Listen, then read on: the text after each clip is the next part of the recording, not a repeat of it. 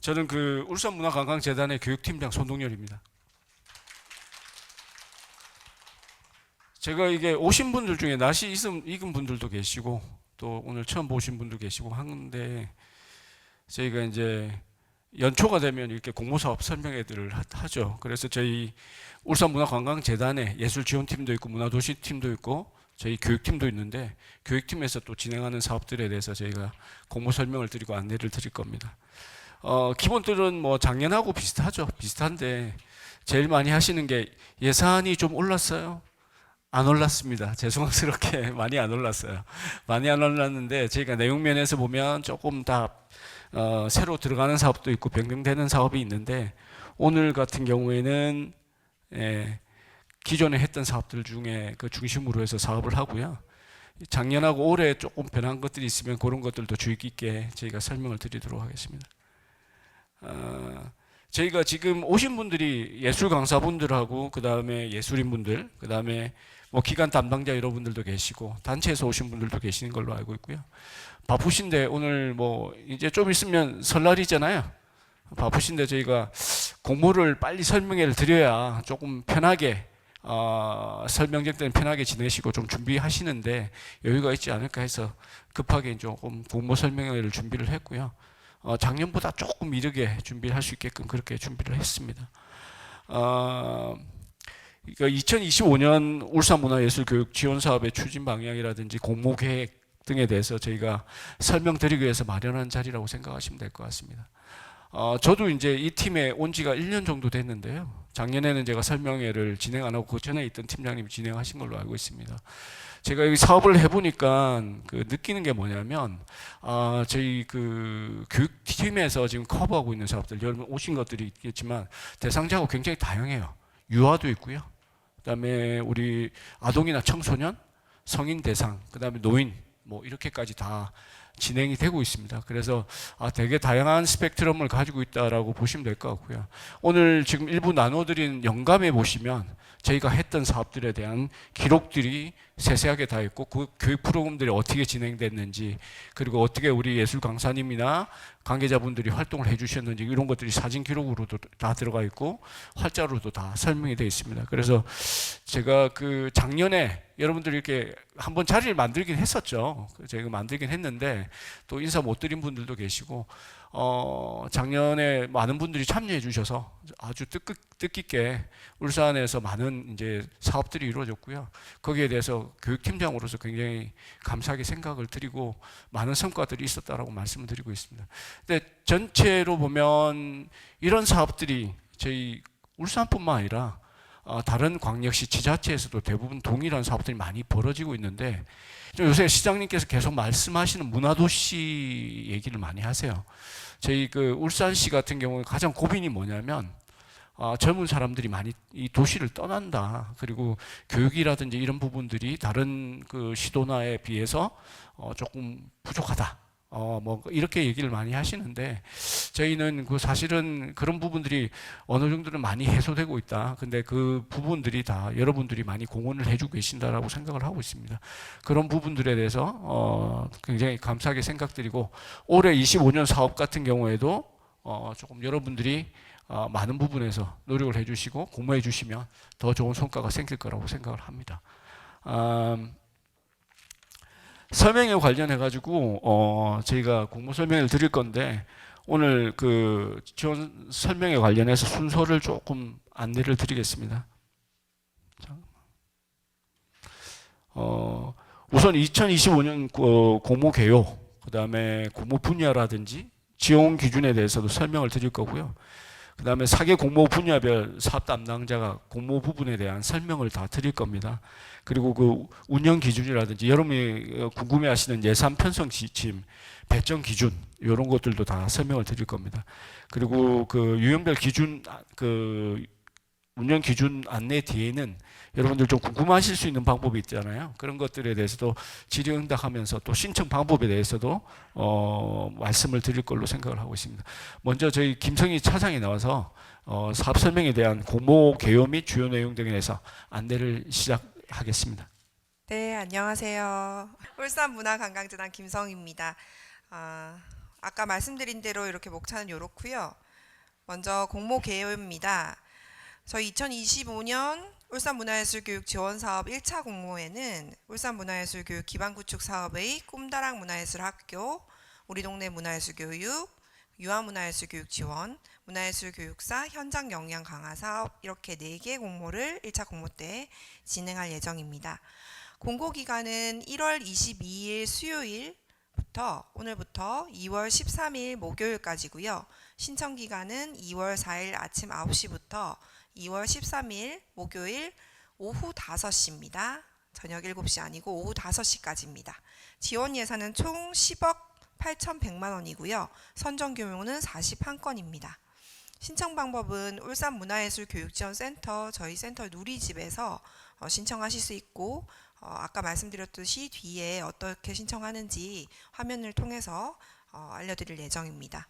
제출 서류는 현재 저희 문화관광재단 전체 홈페이지 누리집에 공모 공고란이 또 있고 저희 울산문화예술교육지원센터 홈페이지 공고에 올라가 있는데 거기 붙여져 있는 서식을 공모 분야에 맞게 내려받으셔서 작성하셔야 됩니다. 유사한 형식이 있더라도 작년 연도 거를 다운받으셔가지고 거기서 바꾸시려고 하시면 이제 양식 때문에 타전 떨어지실 수도 있으니까 반드시 새로 다운받으셔서 진행하시면 좋을 것 같습니다. 다음 공모 분야입니다. 일단 올해 전체 문화예술 교육 사업에 관해서 일단 다 보여드렸는데요. 여기 보라색으로 색칠된 부분이 이번 1차 공모의 4개 분야입니다. 그래서 전체적으로 일단 같이 설명을 드리면 저희 사업은 크게 5개인 거죠. 울산문화예술교육지원센터 운영사업에서 작년도 했었고 재작년도 했었는데 문화예술 드림이라는 저희가 직접 운영하는 사업이 있습니다. 복지관하고 장애인 복지관과 노인 복지관에 찾아가서 단기 문화예술 교육 프로그램을 하는 사업인데 그 사업을 그전에는 이제 공모를 통해서 한 건 아니었거든요. 근데 올해는 프로그램 공모를 해서 3개 단체 정도가 지원금 교본은 없는데 강사로 참여하셔가지고 한 8번 정도 강의를 나가실 수 있는 것을 프로그램 공모를 하는데 간단하게 공모를 할 거고 2차에 진행될 예정입니다. 그리고 울산문화예술교육 기반구축에서 꿈다랑 문화예술 학교는 지금 최대 2,400만 원까지 23건으로 작년과 동일하게 현재 공모를 하고 있고요. 우리 동네 문화예술교육은 최대 2,400만 원 10건 지원 예정입니다. 그리고 장애예술 문화예술 교육이 있는데요. 이것도 좀 이따가 1차 이번 공모가 아니라 2차 공모 때 자세한 내용은 공고가 될 텐데 현재 상황에서 그 큰 범위만 말씀드리면 1,500만 원으로 3개 단체를 선정해서 지원할 예정입니다. 유아문화예술 교육 지원 사업도 4,900만 원 최대 금액으로 해서 3개 기관을 선정해서 지원할 예정이고요. 문화예술 교육사 연장 역량 강화 사업도 3,300만 원 최대 금액으로 5건 지원할 예정입니다. 그리고 또 아래 새로운 게 있는데요. 태아루 프로그램이라는 사업이 있는데 태아루에서 공연도 하고 교육도 하는 프로그램이에요. 근데 저희 팀에서 맡게 돼가지고 교육을 단순 강의식이 아니라 저희 선생님들이 더 훨씬 전문적인 저희 문화예술 교육 단체 선생님들 계시기 때문에 거기를 좀 지원금으로 해서 1,500만 원씩 2개 단체를 선정해서 지원할 예정입니다. 근데 이것도 현재는 아니고 이번 공모는 아니고 2차 공모 때 진행될 예정입니다. 일단 주요 변경 사항부터 한 번 더 짚고 넘어가도록 하겠습니다. 작년과 비교했을 때 공고 방식은 작년에는 1차 공모를 하고 미달된 분야에 대해서 추가 공모를 하는 식이었고요. 올해는 1차와 2차를 구분해서 조금 더 경쟁률도 높이고 더 많은 단체들의 기회가 돌아갈 수 있도록 진행을 할 거고요. 2차 시기는 4월 중순 이후에서 5월 초가 될 예정인데 정확한 거는 공고가 나와봐야 되지 않을까 싶습니다. 분야는 이제 아까 말씀드린 대로 5개 사업 7개 분야로 분야 자체는 확대가 되었습니다. 분야가 지난 연도에 4,500만 원 파이가 언제든지 예술교육이라는 문화예술교육 프로그램을 개발하는 300만 원짜리 15개 주던 그 공모에서 올해 특화 공모로 장애예술인 문화예술교육 지원을 할 예정이고 이것도 2차 공모로 진행될 예정입니다. 지원 규모는 총 46건으로 줄었으나 지원금 자체는 3천만 원 늘어서 11억 5,600만 원입니다. 연구회차가 좀 바뀌었는데요. 꿈다락 문화예술 학교와 우리 동네 문화예술 교육에서 편성 가능했던 교육 프로그램과 별도로 편성 가능했던 연구 부분이 3차 시로 줄었습니다. 그리고 유아문화예술 교육 지원 사업에서 대상자를 한 보육기관당 20명씩 저희가 목표 설정을 했었는데 한 보육기관당 18명으로 좀 하향 조정했습니다. 요즘 출생률이 저하돼서 실질적으로 유치원 숫자의 평균을 반영했고요. 그리고 세부 단가로는 이제 드디어 8,000원에서 한 만 원으로 좀 올려줬으면 좋겠는데, 네, 8,000원에서 그래도 9,000원으로 강사 매식비와 그리고 우리 학생들이 뭐 현장 학습 등에서 같이 할 수 있는 식사 단가가 올라갔습니다. 배점 기준도 조금 바뀌었는데요. 문화예술 교육사 관련 부분에서 그 기관의 문화예술 교육 전문성 및 경험도 부분이 변경돼서 배점 기준 참고해 주시면 될 것 같고요. 예산 지원 사항도 좀 변동이 있습니다. 문화예술 교육사가 이제 동일하게 3,280만 원씩 지원하던 것을 이제 저희가 이제 심의를 해보니까 점수 차가 좀 있어서 조금이지만 차등을 해서 3,300만 원 최대 금액으로 3,250만 원 그 밑금액으로 이렇게 해서 지원할 예정이고요. 유아는 차등 지원을 하던 것을 동일하게 4,900만 원으로 세 개 단체가 모두 동일하게 지원할 예정입니다. 다음은 저희 지원 기준 설명해 드리겠습니다. 공통사항으로는 공고일 현재 1월 22일 기준으로 해서 울산광역시에 등록된 문화예술 교육 관련 기관 및 단체여야 됩니다. 그리고 그 기관 및 단체가 문화예술 교육 프로그램의 기획 및 운영이 가능하셔야 되는 거고요. 지원 배제 요건은 내용을 참고하시면 되는데 참여 인력이 50% 이상이 참여 인력이라 함은 상시 참여 인력, 총괄 담당자와 주강사, 보조 강사들을 말씀드리는 거거든요. 거기서 참여 인력이 50% 이상이 타 지역에 거주하시면 안 됩니다. 그리고 참여 인력의 자격 요건은 주강사는 문화예술 교육사 자격증을 소지하신 분이거나 해당 분야 전공자로 2년 이상 경력자가 있으신 분이거나 해당 분야 5년 이상 경력 있으신 분이거나 이 셋 중에 하나만 만족하시면 됩니다. 보조 강사는 보조 강사가 주요 역할은 내용을 참고해 주시면 되고요. 참여 인력 부적격 대상도 저희 책자 내용과 PT 내용 참고해 주시면 될 것 같습니다. 다음 지원 기준입니다. 공모 분야별 지원 기준인데요. 더 세부적인 것은 공고문에 이제 적혀 있는데 이제 이 내용으로 일단 안내를 드리겠습니다. 꿈다락 문화예술 학교는 일단 프로그램 자체가 아동 청소년 대상 프로그램을 기획하셔서 지원하셔야 되고요. 그리고 교육 장소가 자체 장소거나 뭐 그런 곳이 아니라 무조건 공공시설과 협약을 하시거나 협약을 하겠다는 공문 등을 첨부하시는 상황에서 지원을 하셔야 됩니다. 그러니까 꿈다락으로 지원을 하셨는데 모든 거는 다 꿈다락인데 내용이 성인을 대상으로 했다 그러면 이제 지원 자격부터 일단 안 되는 거니까 유의하셔서 지원해 주시면 되고요. 우리 동네 문화예술 교육도 마찬가지로 성인 대상의 프로그램을 기획하셔야 되고 기반 시설과 협약을 하시거나 협력하셔서 들어오셔야 됩니다. 그리고 이거는 기관, 시설, 단체 모두 가능하십니다. 유아문화예술 교육 지원 사업은 그 시설이 자기가 유아를 대상으로 문화예술 교육을 할 만한 공간이 확보가 된 시설들이 신청을 해주시는 거거든요.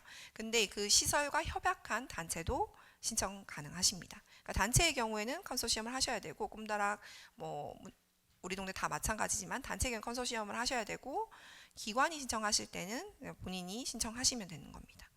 문화예술 교육사 현장 역량 강화 사업은 문화예술 교육을 보유한 시설 및 기관만이 신청 가능하신데요. 문화예술 공간을 보유하셔야 되는 상황이 있습니다. 문화시설과 의무비치 시설은 참고하시면 될 것 같습니다. 예, 다음으로 저희 공모사업별 운영 세부 내용과 예산 편성 지침과 그리고 배점 기준에 대해서 안내 드릴 건데요. 먼저 꿈다락 문화예술 교육 지원 사업과 우리 동네 문화예술 교육 지원 사업에 대해서 송유선 담당님께서 설명해 주시겠습니다. 감사합니다. 안녕하세요. 그 2025년 우리 동네 문화예술 교육을 담당하게 된 송유선이라고 합니다. 예.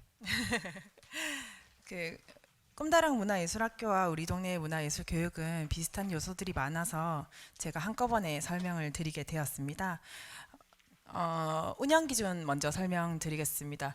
운영 기준의 교육 대상을 보시면 꿈다랑 문화예술학교의 경우에는 아동과 청소년을 대상으로 하여 기수당 20명으로 운영이 되고, 그다음에 우리 동네 문화예술 교육 같은 경우는 성인을 대상으로 하고 기수당 20명 운영된다는 것을 참고해 주시면 될 것 같습니다. 교육 장소는 학교 밖 박물관, 미술관, 도서관, 문예회관 등 문화 기반 시설과 생활문화시설, 공공시설 등을 교육 장소로 하고 있습니다. 당연히 지원하면서 협력 공문이 당연히 필요하고요. 선정 확정 시에는 협약을 필수로 첨부해 주셔야 됩니다. 교육 방향입니다. 사업 및 프로그램 목표에 따라 강의, 체험, 관람, 놀이 등 다양한 형태로 복합 구성이 되고요. 예술이 기반이 되지만 목적이 되지 않는 복합 문화예술 교육을 지향합니다. 일회성 행사 중심의 단순 반복형 문화센터 및 학원식 기능 중심 교육 과정을 지향하고 있으니 참고해 주시기 바랍니다. 사업 내용으로는 꿈다락 문화예술학교의 경우 아동 및 청소년 대상 예술 기반 놀이 중심 문화예술 프로그램을, 우리 동네의 경우에는 지역의 문화적 환경 및 문화 자원을 연계하거나 기존의 커뮤니티의 수요를 반영한 문화예술 교육 프로그램을 운영하고 있습니다. 교육 운영입니다. 꿈다락과 우리 동네 모두 교육 대상 모집 후 11월까지 교육을 운영하게 되고요. 기수를 분리하게 되면 2기수까지 운영을 하게 됩니다.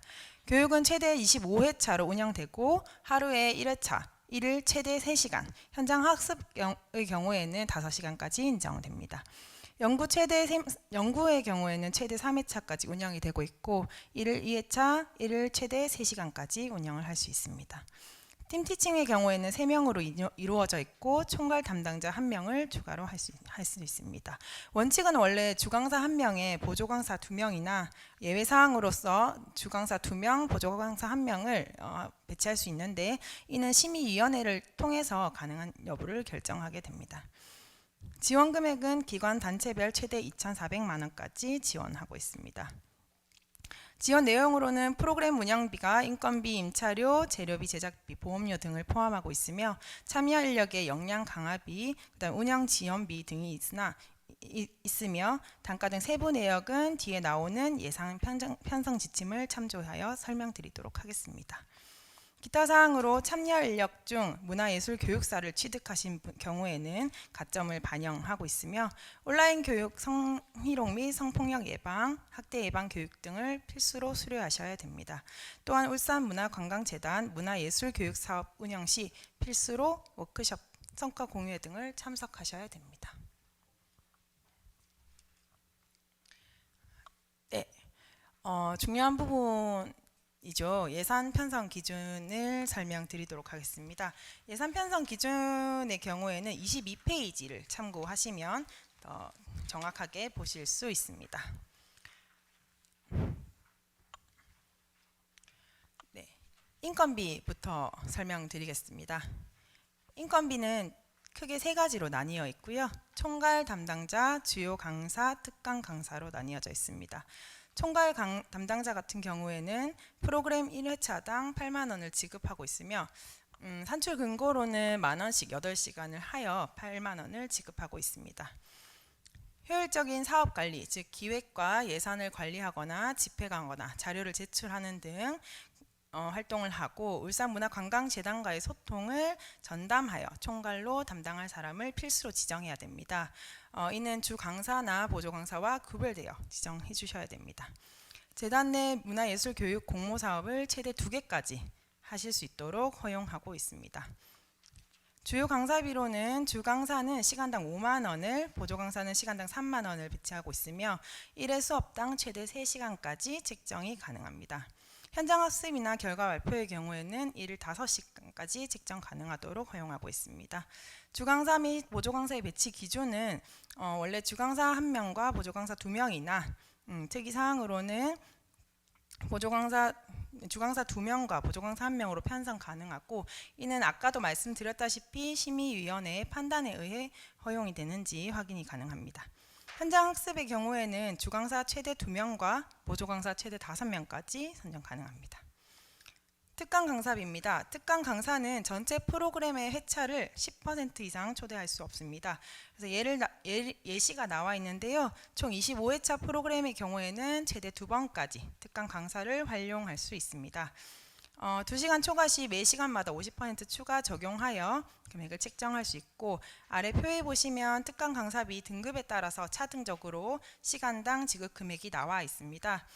등급표는 더 자세한 내용을 확인해 보시면 될 것 같습니다.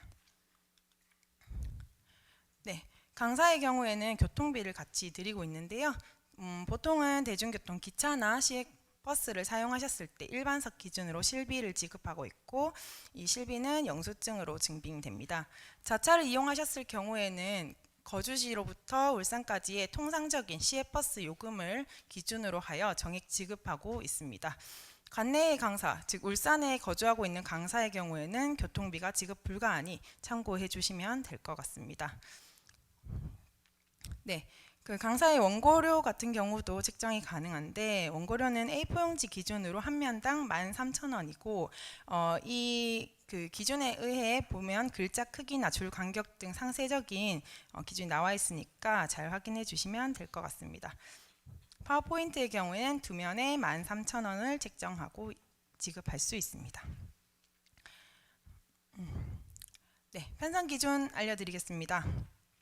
편곡 및 작곡을 하신 경우에도 저희가 인건비를 지급할 수 있는데, 편곡의 경우에는 등급별 차등으로 50만 원부터 30만 원까지 지급을 할 수 있으며, 작곡의 경우에는 이제 수수료 규정과 상관없이 시한에 따라서 별도의 기한을 득한 후에 집행을 하실 수 있습니다. 감수료라고 해서 곡당 감수할 수 있는 거는 등급을 무관하고 한 건당 5만 원을 지급할 수 있습니다. 편곡 같은 경우도 아까 말씀드렸다시피 등급이 나뉘어져 있는데요. 아래쪽에 자세한 등급을 구분하고 있으니 확인해 주시면 될 것 같습니다. 네, 운영비입니다. 운영비 안에 일반 수용비를 먼저 설명드리겠습니다. 일반 수용비의 행사 홍보비는 프로그램 운영과 관련된 현수막과 배너 제작 등을 제작하실 수 있습니다.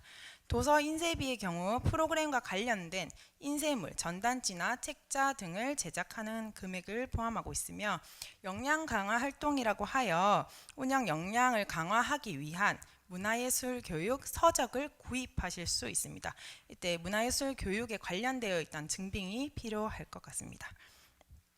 소모품비는 프로그램 운영 시 소규모적으로 발생하는 물품의 구입비를 뜻합니다. 사무용품이나 단기간 사용이 가능한 소모품 등을 포함하고 있습니다.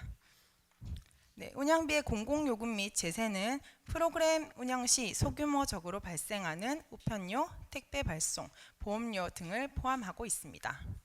공모 신청 협력 시설이 배상 책임 보험에 미가입되어 있을 경우에는 교육 프로그램 전차 시 보험 가입이 필수이니 참고해 주시기 바랍니다. 임차료의 경우에는 장소 임차와 차량 임차, 기자재 임차로 나뉩니다. 장소의 경우에는 협력 기관은 무료 제공이 원칙이지만 예외적인 경우는 교육 장소 임차를 허용하고 있습니다. 문화 기반 시설 및 공공기관 임차 1회차당 5만 원까지 사용이 가능합니다. 차량 임차의 경우에는 현장 학습 등 단체용 버스 및 승합차 임차만 허용하고 있습니다. 이 모든 임차료 같은 경우는 비교 견적을 통해서 예산 절감의 노력이 필요하니 참고해 주시기 바랍니다. 네, 일반 용역비의 외주업체 용역비입니다. 디자인 용역, 영상물 제작 용역, DVD 등 이제 단순한 복제의 개념을 벗어나서 영상을 촬영하여 제작한다든지 하는 것들을 포함하고 있습니다. 홍보 대행 업체 용역, 구매 제작 용역 등을 이제 사용하실 수 있습니다. 이때는 사업자 등록증을 통해서 해당 업체가 이 관련된 용역을 할 수 있는 업체인지 업체 및 업체 종목이 확인이 필요합니다. 기타 운영비로 프로그램상 공연 관람 티켓이나 프로그램 운영에 필요한 구급 약품, 의학 소모품 등을 구입하실 수 있습니다. 역량 강화 활동비로 역량 강화 특강 강사비, 그다음에 특강 강사의 교통비 등을 책정할 수 있으며, 이때 특강 강사비와 교통비는 앞서 나왔던 기준과 동일하니 참고해 주시면 될 것 같습니다. 역량 강화 공연 관람을 위한 티켓 카드 결제도 사용이 가능합니다. 네, 그 다음으로 국내 여비입니다. 국내 여비의 경우에는 교통비의 경우에는 기차와 버스 일반석을 기준으로 해서 실비 지급하고 있습니다. 당연히 영수증 증빙을 통해서 지급하고 있으니 영수증을 챙겨주시면 될 것 같고요. 숙박비의 경우에는 서울특별시 10만원, 광역시 8만원, 그 다음에 기타 지역은 7만원으로 배치되어 있습니다. 식비의 경우에는 1일당 25,000원씩 제공하고 있고, 일비의 경우에는 1일당 25,000원씩 제공하고 있습니다. 자차 이용 시 당연히 거주지로부터 울산까지의 통상 시외버스 요금을 정액을 지급하고 있고, 관내는 불가합니다. 역량 강화 활동 여비로 자체 역량 강화 연수 여비를 지급할 수 있습니다.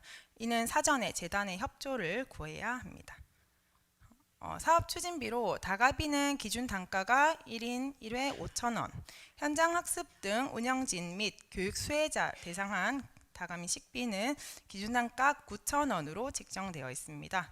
강사 매식비도 기준 단가 9,000원, 대외 협력을 위한 사업 추진비, 이는 이제 외부 인력을 포함한 식사를 말하는데요. 기준 단가 25,000원으로 되어 있습니다. 내부 인력과 외부 인력을 구분 짓는 기준은 아래쪽에 나와 있으니까 참고해 주시면 감사할 것 같습니다. 네, 선정 배점 기준을 알려드리겠습니다. 꿈다락의 경우 총 5가지 사업으로 구분되어 있는데요. 사업 이해도의 경우에는 꿈다락 문화예술학교의 사업의 취지 이해도, 꿈다락 문화예술학교 프로그램 기본 방향 적용 여부 등이 10점으로 배점되어 있습니다.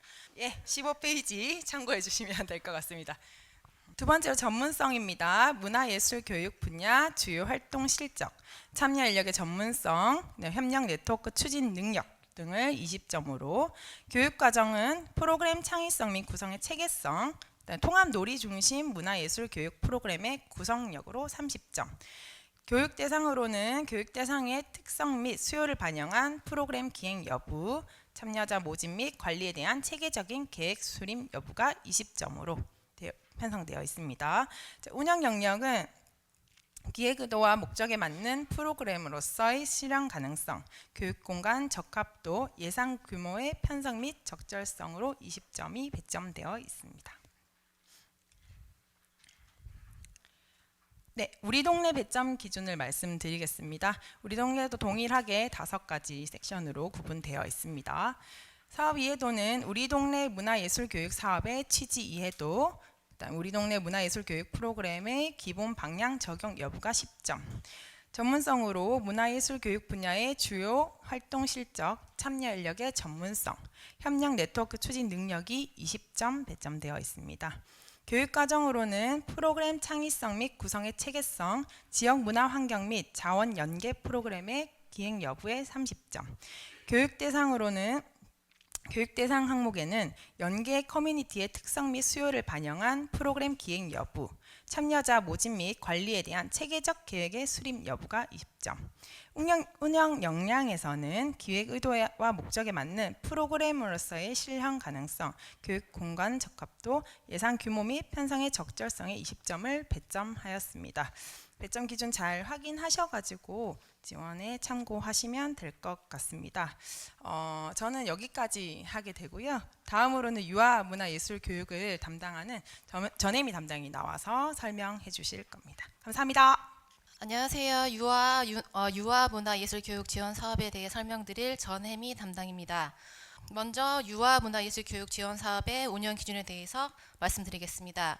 교육 대상은 관내 어린이집 및 유치원에 다니는 만 3세부터 만 6세까지의 유아이며 수업별 인원은 18명 내외입니다. 교육 장소는 지원 신청 기관 자체의 교육 공간이나 협약을 체결한 기관의 교육 공간을 사용하셔야 됩니다. 안전상의 이유로 신청교육 공간 외의 보육기관 등 타 공간 교육은 불가합니다. 주요 사업 내용은 문화시설의 특성을 반영하여 예술 경험 및 놀이 중심의 유아 문화예술 교육 프로그램 개발 및 운영입니다. 일회성 행사나 단순 방법형 문화센터 및 학원식의 기능 중심 교육 과정은 지양해 주시기 바랍니다. 다음은 프로그램 유형입니다. 프로그램 유형은 신규 개발 프로그램, 실행 중심 프로그램 두 가지로 나뉘어집니다. 이 두 유형 모두 문화 기반 시설 특성을 반영하여 찾아오는 문화예술 교육 프로그램으로 기관당 3회차씩 운영됩니다. 신규 개발 프로그램은 프로그램을 개발해서 15개 이내의 보육 교육기관 대상으로 운영하시면 되고 개발 연구를 10회 이상 진행하시면 됩니다. 실행 중심 프로그램은 기개발된 프로그램을 개선하여 17개 이내의 보육 교육기관 대상으로 운영을 하시면 되고 연구 회차는 5회 이상 진행 바랍니다. 그리고 연구 인력은 최대 6명까지 가능하고 자세한 사항은 잠시 뒤에 다시 말씀드리도록 하겠습니다. 다음은 교육 운영 방침입니다. 운영 기간은 선정일로부터 11월 30일까지입니다. 교육은 문화시설에 방문하는 형태로 운영을 하시면 됩니다. 교육 시간은 1회차 수업당 최대 3시수 운영이고요. 1시수당 40분 이상이며 이 점은 꼭 주의를 해주셔야 되는 게 회당 수업 시간은 휴게 시간을 포함해서 2시간 30분 이상으로 진행을 해 주셔야 합니다. 성과 공유에 대해서 말씀드리겠습니다. 해당 교육 공간 내 교육 참여자 및 관계자 등이 참여하는 성과 공유에 대한 공개적인 행사를 필수적으로 1회 개최해 주셔야 합니다. 지원 금액은 올해 기관 단체별 4,900만 원입니다. 지원 내용은 문화예술교육 프로그램 실행을 위한 연구 인건비, 컨설팅비 등의 프로그램 개발비와 인건비, 재료비 등의 운영비를 지원합니다. 또한 참여인력 역량 강화비와 강사 매식비와 같은 운영 지원비 등을 지원합니다. 기타 사항입니다. 참여인력 중 문화예술 교육사 취득자 포함의 경우 가점이 반영이 되고요. 그 외의 세부 사항은 책자를 참고 바랍니다. 다음은 예산 편성 기준에 대해서 말씀드리겠습니다. 그 책의 26페이지를 참고하시면 되겠습니다.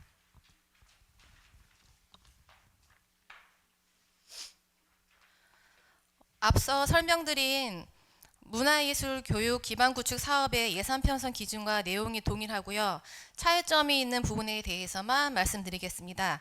그 차이점에 대해서는 화면에 붉은색으로 표시된 부분을 봐주시면 감사하겠습니다. 먼저 인건비 부분에서 유아문화예술교육의 강사 배치 기준은 올해 주강사 최대 3명, 보조강사는 0에서 1명 이내 자율 구성하시면 됩니다. 최소 주강사 2명으로 구성을 해주시면 되겠습니다.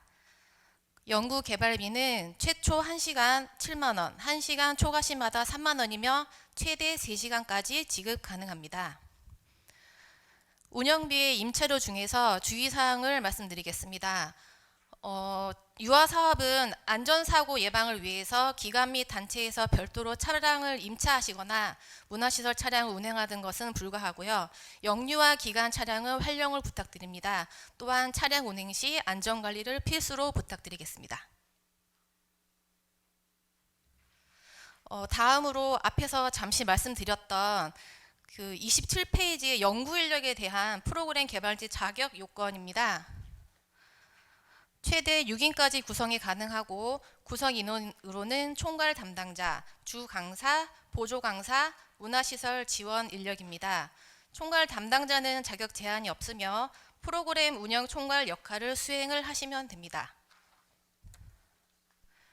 주 강사와 보조 강사의 자격 요건은 공통 내용이므로 책자를 참고 바라고요. 그리고 주요 역할에 대해서 말씀드리면 주 강사는 유아 대상 문화예술 교육 프로그램을 개발하고 수업을 운영을 하시면 됩니다. 보조 강사의 주요 역할은 유아 대상 문화예술 교육 프로그램을 개발 및 운영하시면 됩니다. 문화시설 지원 인력입니다. 문화시설 내부 인력이어야 하고 주요 역할은 문화시설의 고유한 장르 및 시설 특성에 대한 검토입니다. 덧붙여 목적에 따라 유아교육 전문가 또는 전문 분야 전문가를 특강 강사로 섭외 가능하니 참고 바랍니다. 다음은 배점 기준입니다. 페이지 16페이지를 봐주시면 되겠습니다.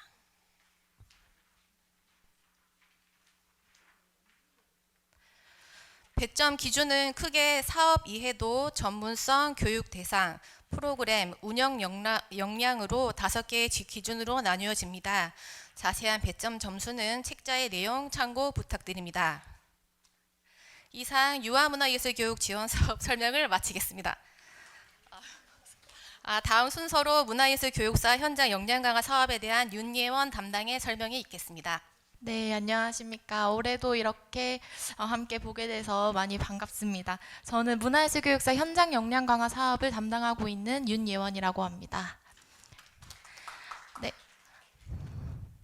네, 문화예술교육사 현장 역량 강화 사업에 대해서 간략하게 조금 설명드리겠습니다. 네, 해당 사업은 문화예술 교육을 운영할 수 있는 프로그램 비리를 지원하고 그리고 문화예술 교육사를 채용해서 함께 프로그램을 기획하고 운영할 수 있도록 인건비를 지원해주는 사업이라고 생각하시면 됩니다. 네, 해당 사업은 문화예술 교육의 사회적 수요 증가로 인해서 전국에 있는 문화예술 시설에 관련 전문가가 필요함에 따라서 프로그램을 기획하고 개발할 수 있도록 시행하게 되었습니다.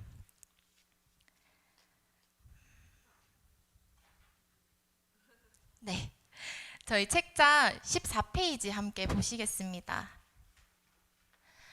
네, 문화예술교육사 현장 역량 강화 사업의 사업 대상은 국공립공연장, 박물관, 미술관, 공공도서관, 문화의 집과 같은 의무 배치 시설이나 문화예술 교육이 가능한 공공, 지자체 위수탁 시설입니다.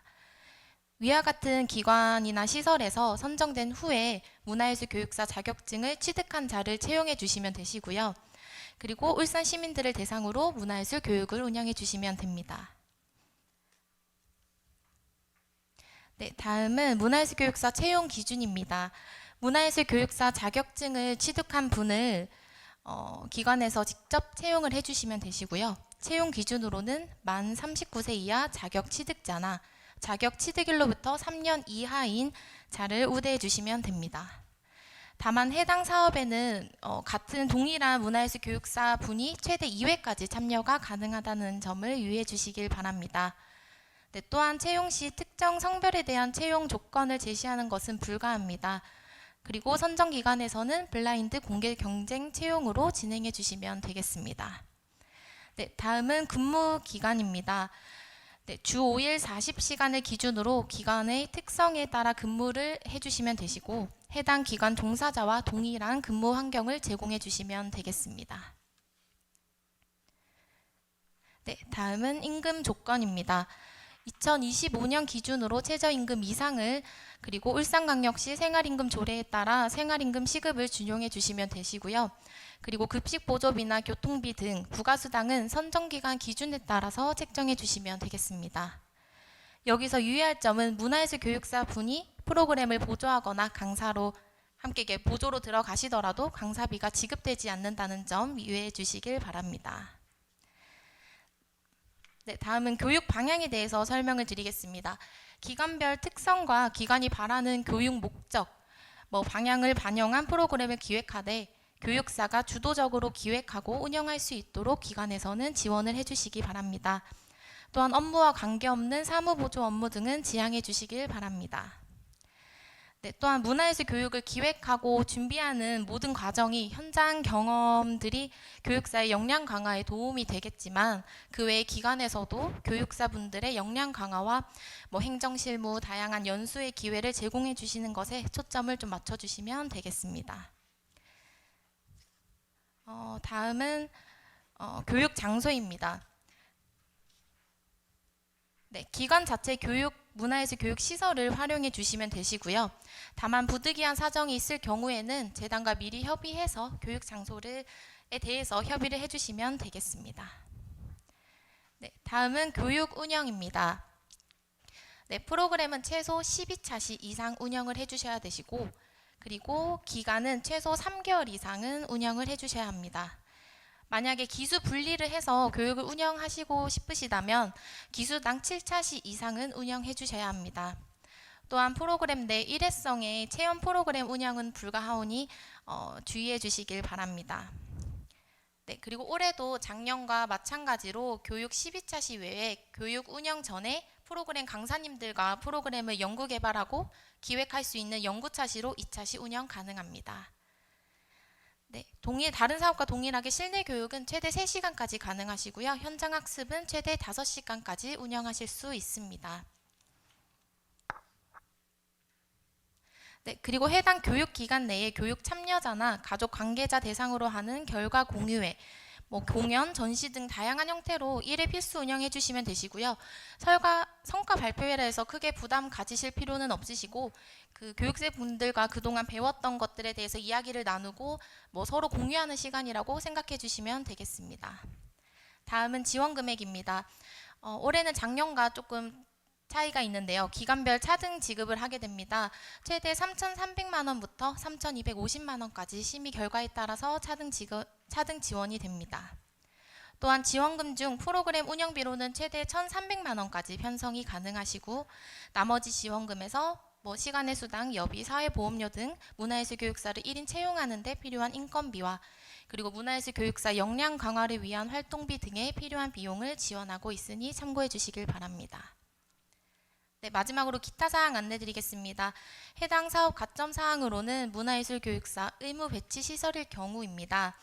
여기서 의무 배치 시설이란 앞서 말씀드린 대로 국공립공연장, 미술관, 도서관, 문화의 집입니다. 네, 다음으로는 필수 교육을 이수해 주셔야 하는데요. 만약에 선정된 후에 문화예술 교육사를 채용하시고 그리고 기관 담당자와 교육사 대상으로 교육을 이수해 주시면 되십니다. 정확한 교육 안내는 선정 후에 다시 한 번 더 안내 드리도록 하겠습니다. 네, 다음은 예산 편성 기준입니다. 예산 책자 30페이지를 함께 보시겠습니다. 문화예술 교육사 현장 역량 강화 사업은 국비가 포함된 사업이다 보니 이나라 도움을 사용을 하게 되고요. 그 기반 구축 사업과 유아와 조금 차이가 있는 점만 짚고 넘어가겠습니다. 인건비에서 문화예술 교육사 인건비가 포함이 되시고 그리고 국내 여비에서 조금 다른 점은 문화예술 교육사 분들과 기관 담당자에 대해서 관내 여비가 편성 가능하다는 점 확인해 주시면 되시고 나머지는 기준들은 동일하오니 책자를 확인해 주시면 되겠습니다.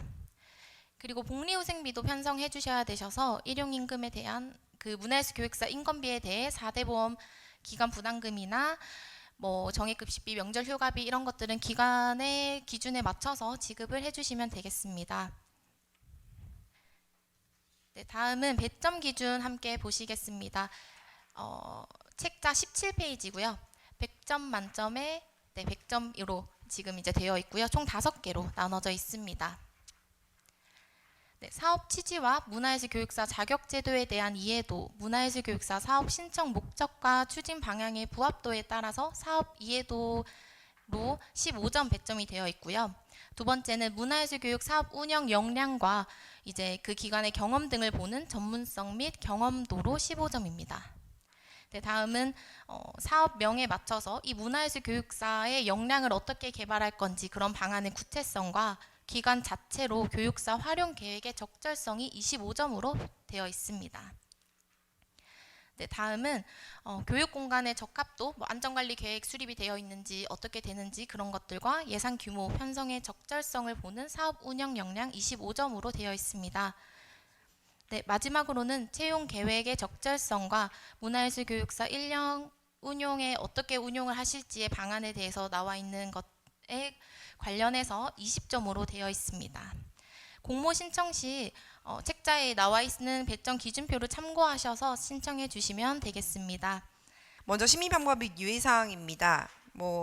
먼저 심의위원회를 저희가 지금 구성하고 있습니다. 공개 모집을 통해서 전문가분들을 추가 접수하고 있고요. 그동안에 모였던 풀과 함께 세부 분야별로 나눠서 전문가를 추첨을 통해서 저희가 임의로 선정하는 것이 아니라 추첨을 통해서 구성을 합니다. 그리고 구성한 뒤에 저희가 접수를 받고 난 뒤에 행정심사를 저희가 재단 직원들이 진행을 하는데 앞에 말했을 때 신청 자격 적격 여부와 필수 서류 제출 여부, 부적격 대상 여부를 봅니다. 그래서 그 통과된 분들이 2차 전문가 심의로 가거든요. 그래서 아까 제가 자격 기준을 좀 강조해서 말씀드린 게 프로그램 너무 잘 짜셨는데 왜 자격 기준이 안 되는 뭐 예를 들어서 주강사, 보조강사 중에서 타 지역에 3명을 편성을 하는 바람에 아예 행정심사에서 탈락을 하는 그런 일이 벌어지지 않도록, 또는 뭐 양식을 이 필수 서류 제출 여부잖아요. 양식을 작년 걸로 한다든가 아니면 꿈다락을 내는데 우리 동네 거 양식을 다운받는다든가 이런 사소한 실수 때문에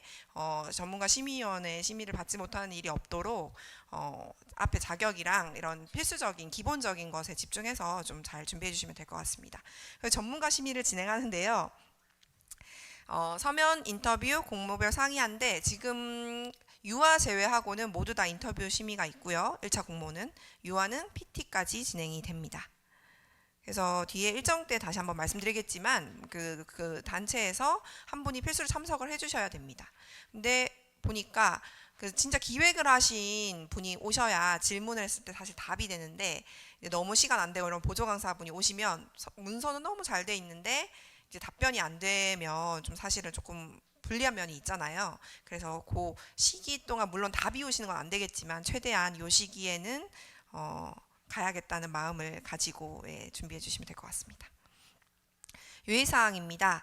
교차 지원이 가능해요. 그래서 저희가 4개 분야도 있고 지금 좀 이따 2차 공모 때 물론 2차 공모는 공고된 게 아니니까 확정은 아니에요. 근데 그 분야 전체에서 다 지원이 가능해요. 근데 교차 지원이 가능하다는 거는 꿈다락과 우리 동네를 지원 가능하다는 거지 꿈다락에 2번 내도 된다는 뜻은 아닙니다. 그러니까 중복 지원이 아니고 교차 지원입니다. 그래서 여러 번 내셔도 되는데 선정은 2개까지 됩니다. 그래서 선정되시고 나시면 아무래도 지원금이 더 높거나 뭐 더 이제 하고 싶은 쪽으로 하시고 포기를 하시면 그 차순위 후보자가 선정이 되는 그런 방식입니다. 그리고 세부 분야별 최대 지원액으로 편성해 주시면 됩니다. 예를 들어서 저희가 2,400만 원까지 지원이 가능한데 1등을 나중에 했는데 금액을 편성하시다가 2,200만 원까지만 편성하시면 저희는 1등을 했더라도 2,400만 원 드릴 수가 없어요. 신청하신 금액대로 드릴 수 있기 때문에 일단은 다 2,400으로 신청하시는 게 좋을 것 같습니다. 지금 꿈다락의 경우면. 그러니까 공모 분야별로 본인 그 최대 지원액을 확인하시고 신청을 해주시면 될 것 같습니다. 그리고 선정 기간에 나중에 선정이 되고 나시면 지금 공모 부분에서 말씀드리는 게 나중에 선정되면 그냥 계시는 게 아니라 재단에서 자꾸 부르거나 뭘 하라고 하는 게 있는데 그거에 대해서 마음의 준비를 하시라고 미리 말씀드리는 거거든요. 그래서 운영 지침이나 운영 의무 교육이나 또 전반적인 워크숍 또 저희가 교육 수혜자 만족도 조사를 저희가 하거든요. 그 만족도 조사에 또 사람이 찾아갈 거고 뭐 나중에 성과 공유회를 한다든가 이런 여러 가지 사업에 의무적으로 참석해 주셔야 됩니다. 근데 많이 귀찮게는 안 해드릴 거고요. 최소한의 뭐 연감을 제작한다던가 하는 것들을 진행해 주시면 됩니다. 사업 운영 기간과 사업 운영 지침을 준수해 주셔야 되고요. 그 내용은 뭐 당연한 얘기지만 일단 공모 기준에서부터 말씀을 드립니다. 요거 준수해 주셔야 되고 계획서상의 그 지침에 안 맞는 걸 계획서상에 넣었는데 재단에서 그 인지를 못하고 있거나 아니면 세부적으로 안 적혀 있어서 그게 좀 서로 있더라도 어쨌든 지침이라는 게 있기 때문에 지침이 만약에 안 된 데선 추후 불인정 가능하니까 결론은 지금 공모 지원 신청 단계에서부터 지침에 대한 파악을 잘 하시고 지원해달라는 의미입니다. 그래서 중간쯤에 7, 8월경에 추진 상황 보고를 한번 할 거예요. 저희가 그러니까 다른 사업과 다르게 장기간 진행하는 사업이 많다 보니까 중간에 한번 추진 상황 점검 보고서를 내고 맨 끝에 정산 보고서 별개로 점검 보고서를 내고 중간 정산을 한번 합니다. 그래서 그거를 하고요. 끝나고 또 정산 실적 보고서는 다들 마찬가지로 진행을 하고요. 끝나고 그 기간 내에 한 달이거든요. 보완되지 않을 경우에는 다음 연도 행정심사에 불이익이 있을 수 있습니다. 마지막으로 아까도 잠깐 나왔지만 그 지금 협약하시는 시설이 별도 보험을 가입했던 걸 확인하시고 하시는 게 제일 좋고 만약에 없으시면 그 보험을 다 가입하셔야 되니까 예산 편성을 지금 미리 해놓으셔야 되고요. 그리고 교육장소 협력 단체가 지원하셨을 때는 꿈다락 우리 동네 유아는 무조건 협약을 해서 들어오셔야 된다는 점. 그리고 작년부터 바뀌었는데 사전에 협약서를 그 도장, 기관장 도장을 찍는 게 되게 부담스러운 시설들이 있잖아요. 그래서 사전에 뭐 지금 붙을지 떨어질지도 모르는 입장에서 기관장 도장을 받기가 부담스러워 하셔가지고 작년부터 개선된 사항이 그냥 그 담당자 도장, 그 재직하고 있는 그 담당자 도장 또는 공문 정도, 그러니까 공문은 뭐 팀장 전결 정도로 올 수 있잖아요. 그 정도를 첨부 일단 하시고 선정이 되고 나면 기관장 도장이 들어간 협약을 하셔도 된다는 겁니다. 근데 또 이렇게 했더니 그럼 처음부터 기관장 협약을 하면 안 되냐고 이제 질의가 되게 많이 하는데 당연히 되고요. 그러니까 그런 사전에 협약하는 게 부담스러우신 분들을 위해서 이제 도장과 네, 근데 두 번 해야 되는 걸 수도 있으니까 지금 가능하면 협약을 해서 내시면 제일 편하십니다. 선정 후에 뭐 각종 서약서 같은 것들, 뭐 초상권 동의서부터 개인정보 활용 동의부터 제출할 거니까 알고 계시면 될 것 같고, 제출하실 때 양식에서 저희가 파란색으로 그 양식이 뭔지 설명을 막 해놓거든요. 이 질문이 무슨 의도로 이제 양식을 미리 지금 오전에 올렸는데 보신 분은 아시겠지만 그거를 다 살려두시면 뭐 살려두신다고 저희가 뭐 필수 서류가 아닌 건 아니니까 행정심사는 통과하겠지만 아무래도 심의위원회에서 이제 보시겠죠. 요 분들의 행정 역량에 대해서. 그래서 그런 것들 삭제 제출을 해주시는 거 잊지 마시고요. 그리고 최종 선정되었더라도 추후 지원 결격 사업에 허위 사실이 발견되면 취소될 수 있고 향후 사업 지원이 제한됩니다.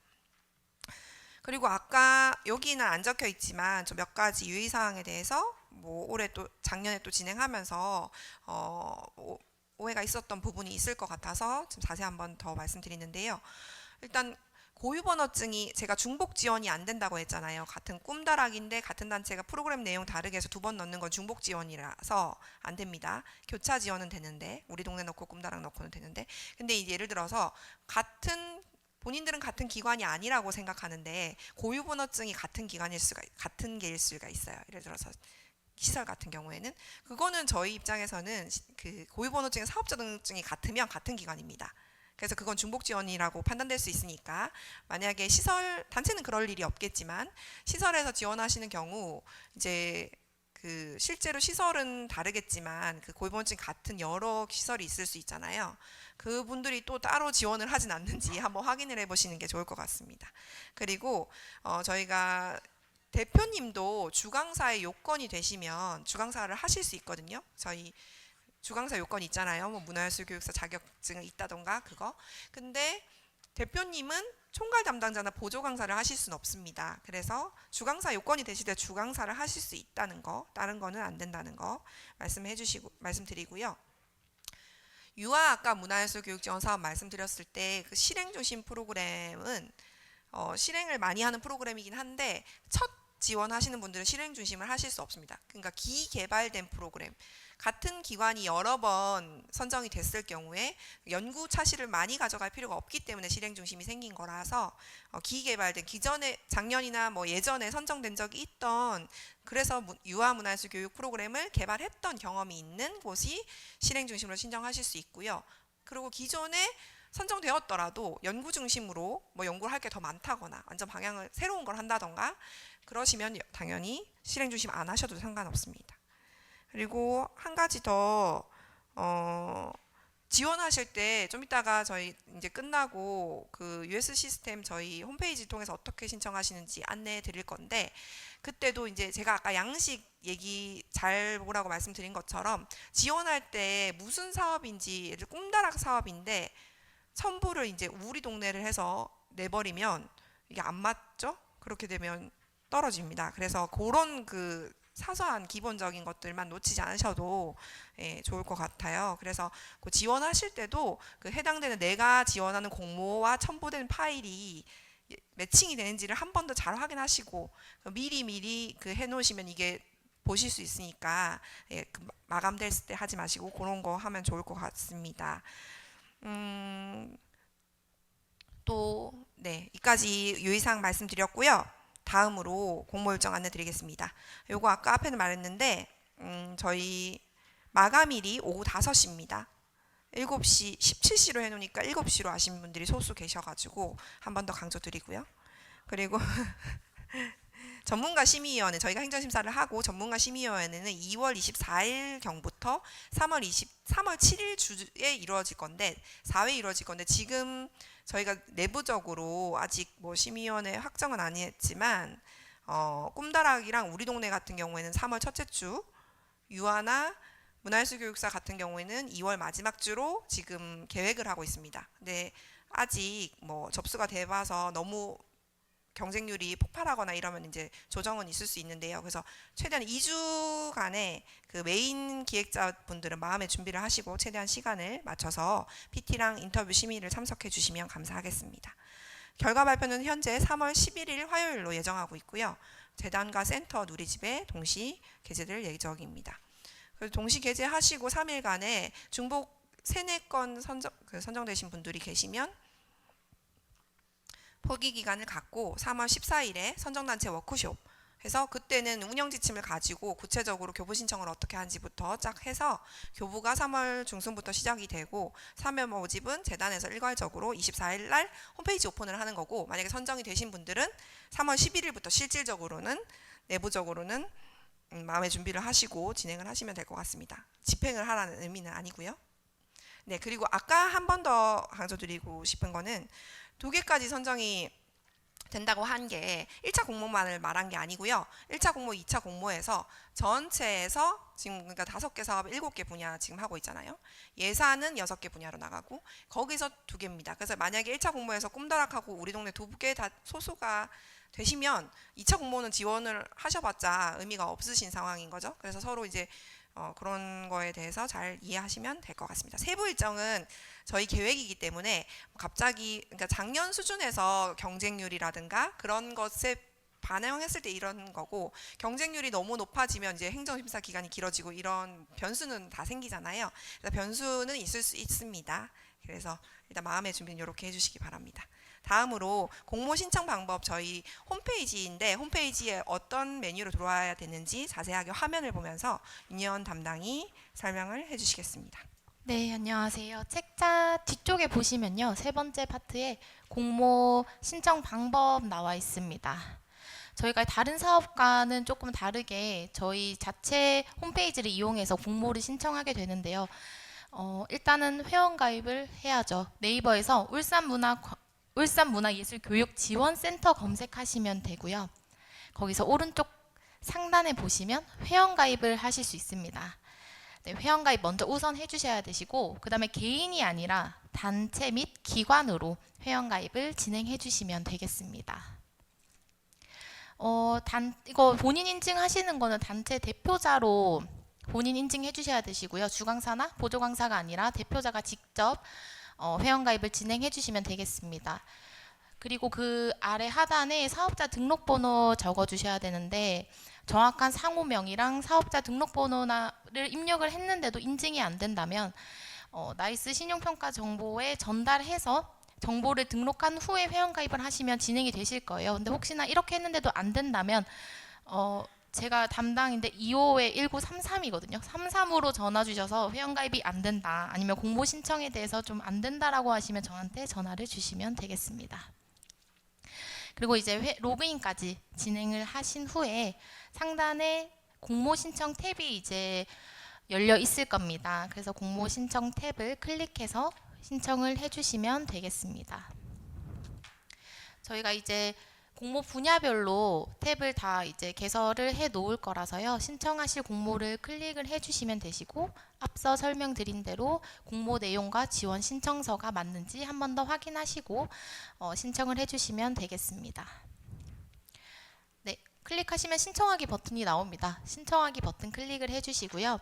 그 다음에 단체 기관명 입력해 주시고 그리고 이제 연락 받으실 연락처, 휴대전화 입력해 주시고 그리고 이메일 주소 기입해 주시면 되겠습니다. 그리고 공모 신청서는 한글 파일로 첨부를 해 주시면 되십니다. 그래서 한글 파일로 첨부해 주시고 신청하기 버튼을 누르시면은 바로 이제 신청이 되시고요.